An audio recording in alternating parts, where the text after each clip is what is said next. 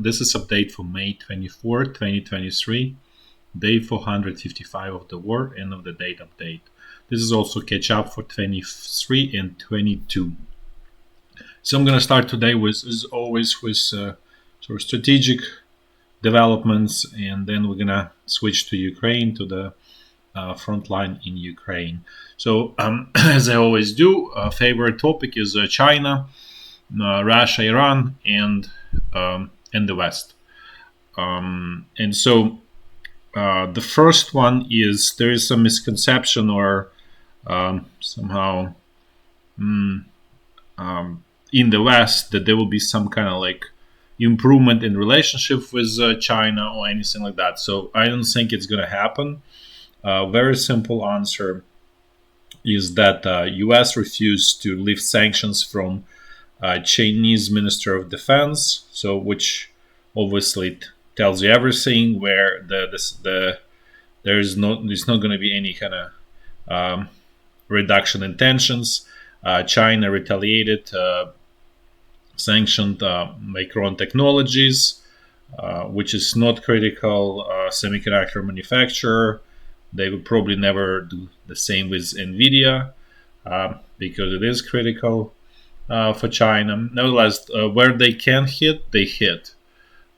In this case, with Micron Technologies, and so then China was practicing, doing this military practices, destroying U.S. Air carrier groups. So the specific example was Chinese military was so hypothetical situation was that the U.S. Air carrier group, which consists of Gerald Ford, which is I discussed this in the past. It's the best new class to replace Nimitz. So this one, the first new one, I don't remember, was built probably like 10 years ago, plus minus 15. Sorry, not 15, 7. There are more in production right now in the US. And US, as just a reminder, has 11, 10 old ones, and this one new one. So basically, China assumed that this group is entering South China Sea, and then obviously it's Gerald Ford, plus I think one cruiser, and then 4 destroyers. And so the way they made this group, they were practicing. There were like 20 iterations of this game to make sure that they have sort of guaranteed to destroy aircraft carrier. So they use 24, I believe, hypersonic missiles to destroy it. And obviously, no question that they will say, well, we're going to destroy it. I understand that. There is that sort of game there. Nevertheless, what really means is that China is actively practicing sort of war with West and US in particular. And I mentioned this before, that China is not planning to build that many aircraft carriers, at least from the US perspective, based on US perspective. So their strategy, it looks like, from Chinese perspective, is to use long distance rockets, hypersonic rockets, or missiles to destroy US carriers. And China has pretty long range ones. I believe like 8,000 is the longest that they have. I think DF-27, if I'm not mistaken. So what this also means is that China initially focused solely on Asia Pacific and all the way through Indian Ocean to the Persian Gulf. So basically, what China cares is to secure supply of crude oil and in all other commodities. And with Russia, they basically establishing land supply chains, and Russia will be supplier of obviously crude, oil, also many metals, and also food. So as you can imagine, China is um, actively preparing, sort of like kind of like creating like mm, island in a way, so that is self-sufficient.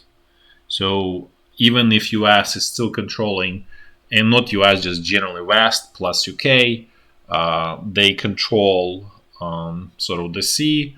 Uh, China can still operate and sort of and survive. And so, as you can see, this is sort of immediate strategy right now for China. Mm, um, and it's probably going to work out because Russia can supply pretty much everything China needs. And so it's becoming sort of a self-sufficient system that's not really dependent on outside world. Then other news out of China. China finally appointed ambassador to the U.S., who arrived I think a day ago to the U.S. So that's just another sort of in the news from China. Then also Russian Prime Minister visited China, met there with Chinese President. You know, actually there was very notable remark from the Chinese President, who said that China supports Russia in defending its core interests. So, which again reiterates the whole point that this is alliance between two countries, and Iran is the third one, obviously.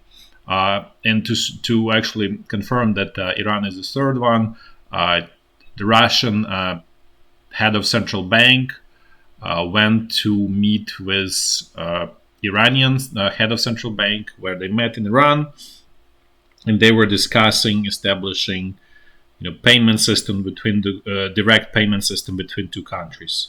So as you can see, they trying to build sort of links, always possible in financial, logistical, trade links, basically economical and financial links, which are the most important if you plan to have the war. So this is just general strategic update, and then now let's switch to the situation in Ukraine. I'm gonna walk through the front line in a clockwise fashion, as I always do. Let's just start first. Let's just see what's going on along the state border. So I'm going to provide an update on that situation with this Russian volunteers incursion into Russian territory. So this happened where I show it. It's Belgorod region in this essentially very close to Ukrainian town Bohodukhiv. So this is what happened initially. What they did. So they started this in the morning. Then Russian forces kind of pushed back, and towards the night, during the night, they evacuated back to Ukrainian territory. So I want to update. Like, there are a lot of, let's say, false information, propaganda around this whole incursion. So first, I'm going to discuss about the losses and what really happened, and then more sort of strategic importance or not importance of all of this. So first is the losses for this Russian volunteers. First of all, it consisted of two sort of parts. One is RDK, and the other one is Legion Free Russia. It's here LSR. I'm just going to change it to later. But out of the two organizations, RDK is definitely much better, much stronger, and so on. And it actually has sort of more political aspirations, very clear political aspirations, and this is not just a bunch of people who just want to, get excited by just doing this, military exercises. So as a result of this, the Legion Free Russia lost two members dead and 10 wounded, and RDK lost only 2 wounded, meaning lost, like they were wounded. Um, and in terms of equipment, you probably saw that what they really lost, it was I think like 2 Max Pros. That's a real losses. The rest, what you saw there, the pictures with all of those Humvees and all of that stuff, the rest of it is just basically actually it's staged by Russian side, and I guess I'll discuss it. The next is, so what happened is, well, first let me just explain about those Max Pros, why they were lost. So this is what I've been telling many times, is that um, all these wheeled vehicles, they are not suited for this, how to say, part of the world. You really need tracked ones, and so they got stuck. One of them or a couple of them were pulled by tank, and because there was not enough time, I think 2 were abandoned, and it was by Legion Free Russia. Actually, RDK didn't lose anything in terms of equipment. As you can see, even from a military perspective, they did much better overall. So this is why the losses happened. Then what happened sort of on, now let's just discuss on the Russian side what happened. At first, there was very clear Russian forces were not prepared to defend. They retreated. I almost want to say in panic. They were not willing to fight. And it's all sort of staffed by conscripts, so basically like 18-year-olds who are not prepared to fight. Probably many of them are not willing to fight. And so they were very easily dispersed, and I think one was captured as a prisoner of war. Later in the day, towards the end of the day, Russian forces basically sort of regrouped, and again, it was all mostly conscripts. Maybe some, like skeleton team was sort of more experienced regular Russian army, but for the most part, it was conscripts, and they sort of attacked again. But to be fair, this Russian volunteers didn't put sort of fierce defense, and they just essentially retreated. So, and then for internal sort of Russian infighting, because if you're aware, there's this fight between Wagner group and the regular Russian military. So to show the results, then Russian military staged all of those destroyed Humvees and whatever other equipment there, and then they were staging those 40 dead bodies, which are totally you can even see that this is poorly made. How to say? Basically like Photoshop, and it's not from there. So the reason it's being done is to show that Russian General Lapin, who was who was in charge of this sort of counterattack here, that he achieved great success, and Russian Minister of Defense is capable of defending, and that all of these accusations from the head of Wagner Group, Prigozhin, are baseless, and he just, unhinged person. And so this is where sort of more for internal Russian infighting, what they were staging all of that stuff. So hopefully that really explains what's really sort of happening, because it's not just black and white. There's many layers of all sort of, things, or how to say, currents that are happening at the same time there.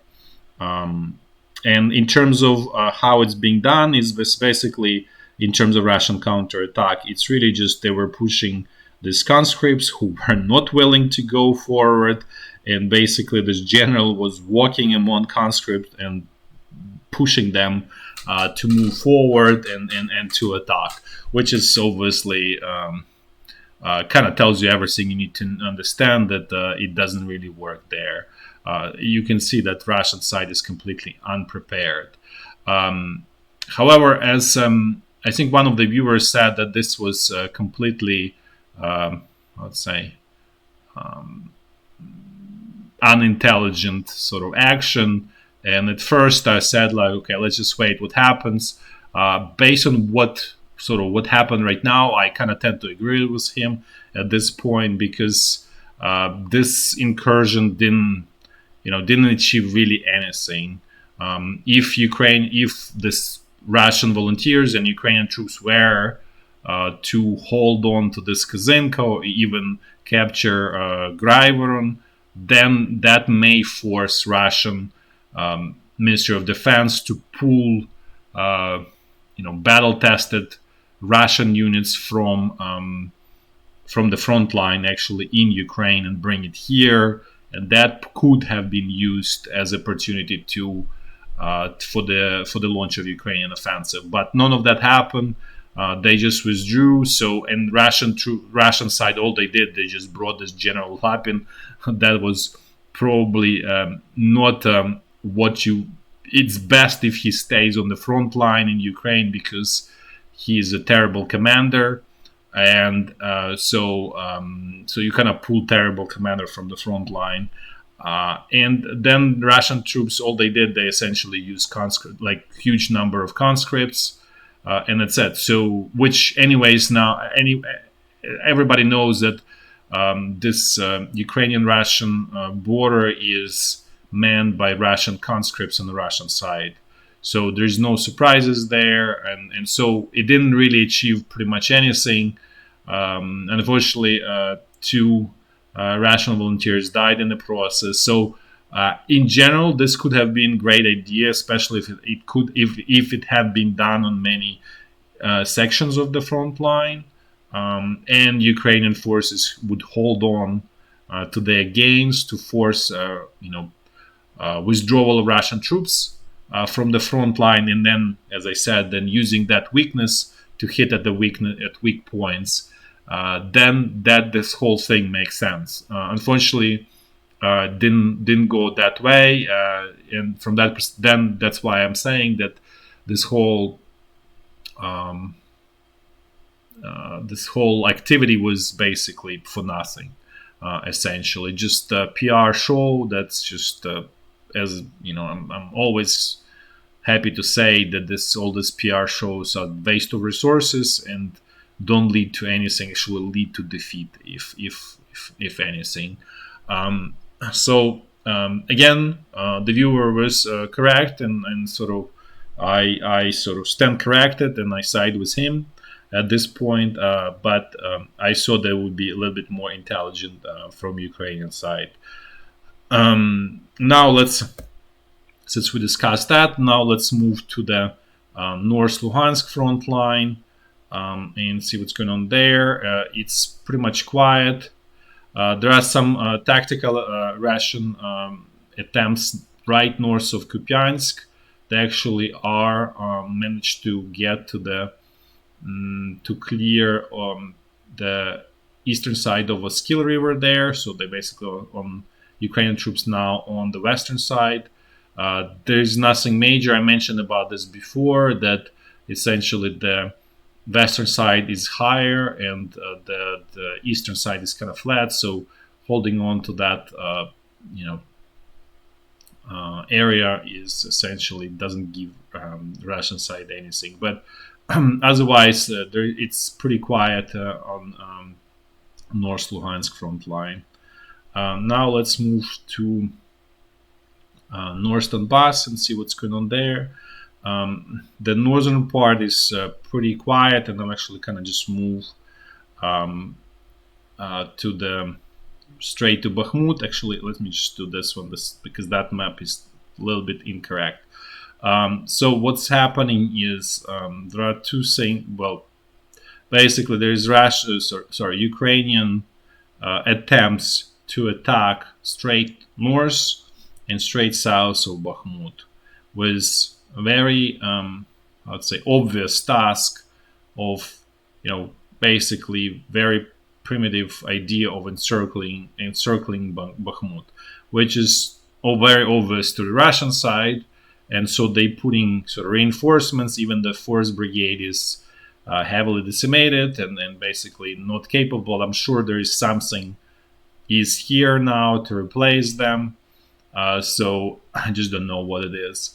And basically, at this point, uh, Russian command just beefed up this flanks straight north and south, which is, as I said, very obvious. And so Ukrainian attacks don't go anywhere. And then even Russian side tries to counterattack. They were counterattacking here at Ivanivsky. So essentially at this point, it's going to be stalemate here. Let me just count. This is better map. So this, since the front line kind of like straightened out, and as I said, Ukrainian side controlling these heights here, somewhat here, and so this doesn't allow Russian side to move. But to be fair, Russian Minister of Defense doesn't even probably want to move anywhere, so they happy just with the status quo. But at the same time, there's enough density of troops here around Bakhmut on the Russian side so that Ukrainian side cannot move either. So, as I said, this is probably going to be this stalemate for some time until probably this highly expected Ukrainian offensive starts, which again is being put off. We'll see, when it happens. We'll find out. Let's put this way. In terms of, just want to provide a little bit more in terms of Wagner group. So as I said before, they pulling out. Basically, they starting. Well, at least the plan was that they gonna pull out starting from May 25th till June 1st. They will fully disengage, and then they will be regrouping for a couple months. During this time, the head of Wagner Group,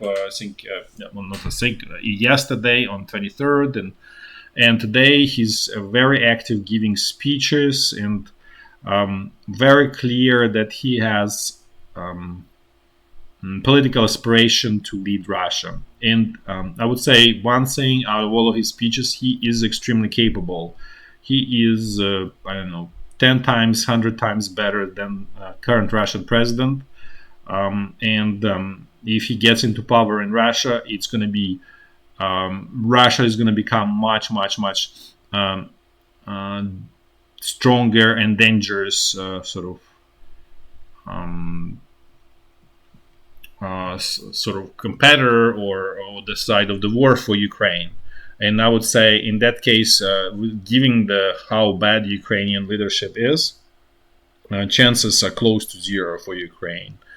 And in terms of the, so he actually provided some information on the size of this organization. So at the top, they had 50,000 soldiers, and then at the sort of towards the end of it, they had like 35 or less, 30 apparently, and they lost. They say they lost about 10,000 dead during this assault on Bakhmut. My estimate that Ukrainian side lost probably something similar, and this includes also Soledar, Bakhmut, this whole defensive operation that's been going on. So Ukraine probably also could be 7-8 as a lower end, and the higher end could be as high as 12,000. So probably the losses are more or less plus minus equal. So the other important part that he said is that the new round of mobilization is inevitable in Russia, which very clear because at this point Ukrainian and Russian armies are more or less plus minus the same in size. Ukraine is a little bit larger, but Ukrainian army at this point has bare minimum of heavy equipment that makes it, if not on par, but not far away from being on par with Russian side. And given that Russia has this shortage of ammunition, and specifically artillery shells, and more specifically 152 millimeter shells, so that kind of like sort of makes it a little bit more or less even, not perfectly. I'm not saying things are, Ukrainian army is on par or stronger than Russian. That's not the case. but the gap is definitely much smaller overall. If you just kind of like have um, um, one sort of like number for each, then the gap between the two is definitely much smaller. So for the way to sort of strategic sort of way forward, simple one for Russian side is to basically get more people into the army, which is probably going to happen as a result of Ukrainian offensive. So it will be probably another round of mobilization in Russia. And in terms of internal actual mobilization in Russia, there are already calls in Russia to have uh, six um, uh, 6 workday weeks, so that to produce more military goods, basically. And there are some shortages of workers in Russia as well, starting to develop. So as you can see, Russia moving more and more towards basically military boot camp. That's sort of where it all goes for now. So at this point, the whole front line is more or less stable, and Russian side is not super active, and waiting for this Ukrainian offensive. But let's just move. Let's see what's going on central Donbass front line. So things here are sort of semi-active. There is this never-ending attacks in Marinka, and then some activity in this around Avdiivka was pretty quiet on Pisky salient. Which again, as I said, is that Russian side is really preparing to fend off Ukrainian offensive, and so they accumulating artillery shells. That's the top priority at this moment for the Russian side. Now let's just quickly look at Zaporizhya front lines. Things here are, as I say, all quiet on the Western Front. So nothing new here, all quiet. And as I said before, this is the most likely area where Ukrainian command will be seeking decisive results. That's it for today. Thanks for watching, and till next time. Bye bye.